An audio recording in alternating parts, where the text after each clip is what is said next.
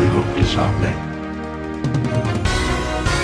You're watching Omnis Protocol. I'm Charles, also known as Omnis, and what I got for you this first video episode is going to be a talk about Ultron, and specifically Ultron plus Drop Off, because this combo is a really crazy and it has a lot of impact on the table if you're going to see it or you're going to play with it. So what I'm going to do first is we're going to take a look at what Ultron plus Venom does in your average crisis.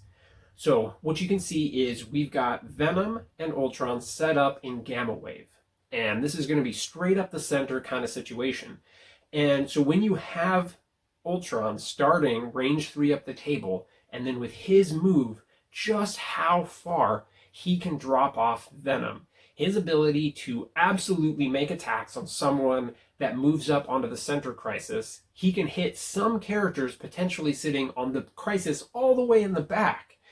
And, I mean, even if he gets that free attack on someone in the middle, that does not stop him from potentially using a range 4 pull to pull someone in and then still get to make his other 2 attacks or an additional attack after pulling them off the crisis. This is a huge, crazy thing that can potentially throw your whole game into another direction. So it is absolutely something you've got to be careful of. But there's also some stuff that you haven't seen nearly as much, and you haven't seen people talk about it to the same extent that we've seen Ultron and Venom discussed. So I want to talk about Ultron plus Killmonger and some of the specific interactions there. So first, I'm going to use an example with Thor, just so you can kind of get an idea for how far Thor, or your average flyer. So in this case, if you look here, we've got Thor, obviously set up at his maximum range 3, and he's trying to go for a hammer that is in the middle of the table. I set up Spider-Man over there so you can see if he wants to come and pick up the hammer, how close he's got to be. So now if we move Thor and set up a drop-off, and Thor moves his maximum medium movement, and then he drops off Killmonger, Killmonger is not going to be in range to be able to make attacks on Spider-Man, considering that Spider-Man is at maximum distance.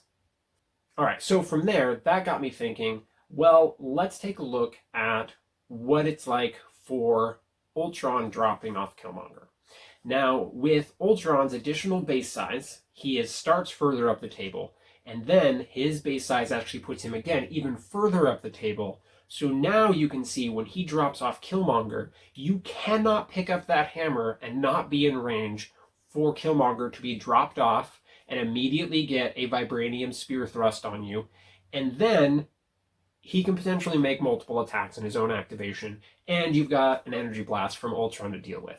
There are not very many characters that are going to be able to take an attack from Ultron and 3, maybe more attacks from Killmonger and still be able to live through it to tell the tale. So this is just kind of the mixture of things that I wanted to get you thinking about, and I wanted to see how you interact with seeing these visuals right in front of you as opposed to just having them discussed on Discord or having them thrown around on the Facebook groups.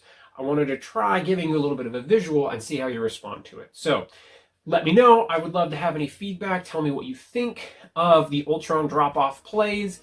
Let me know if you are now going to start thinking about using Ultron and Killmonger together, or do you have a specific plan as to what you're going to do if your opponent tries to throw it at you.